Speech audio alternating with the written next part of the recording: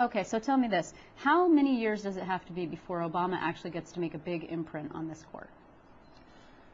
He's going to have to wait until one of the conservatives retires. And that one of the conservatives might be Scalia, who's he's either in his mid or his late 70s. He looks pretty good, though. That's a possibility. He's pretty vital. I saw him 2 weeks ago. He looks like he's starting to age a bit. Really? Okay. You know, God bless him, but he looks like he's getting But do you old. think obviously it's not going to be before the next election cycle? I mean, for the president himself, correct? No, not at all.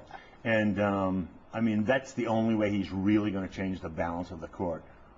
He needs one of the conservatives to retire. Okay, so just touch on, before I let you go, this very interesting argument that you made on your blog about the religious orientation of the court and how that is actually going to translate going forward into decisions, because that's a fascinating thing. I actually haven't seen that analysis before. I mean, think about it.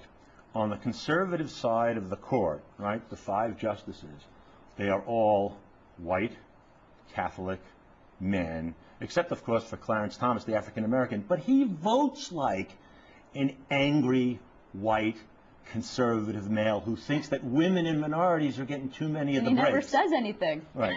So you have that side. On the other side of the court, depending upon how you look at it, you've got 3 Jews and a Latina, or you've got 3 women, right, and a Jewish guy.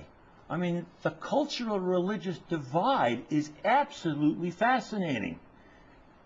And don't for a minute think that that's not in the mind of the senators from the South and from the Midwest. There is no white Christian guy white Protestant guy on the court. That's amazing. So what will you be looking for? What's the one case you're really looking forward to seeing once Elena Kagan, assuming Elena Kagan gets on, which we're assuming is going to be the case?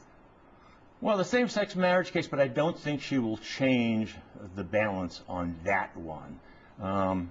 Search and seizure for me, I mean, I teach criminal law and criminal procedure. Search and seizure law has really been changing over the last 2 decades with this very conservative Supreme Court.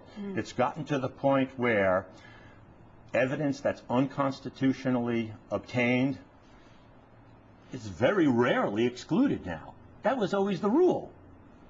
In illegal search and seizure, evidence doesn't come in. With this court, there are so many exceptions, and in fact, last year the court made it clear, unless it's really a bad faith violation, we're not excluding any evidence. I think that's a big, big one. Well, I assume you're going to be watching all of these confirmation hearings, like sort of like oh, yes, TiVoing them and making popcorn. This is like Saratoga and the Yankees in the World Series for well, me. We're going to have to check your blog because I'm not going to follow it that closely. Okay. But thanks very much, Vin Bonventre, Wonderful for coming to be here. in. It's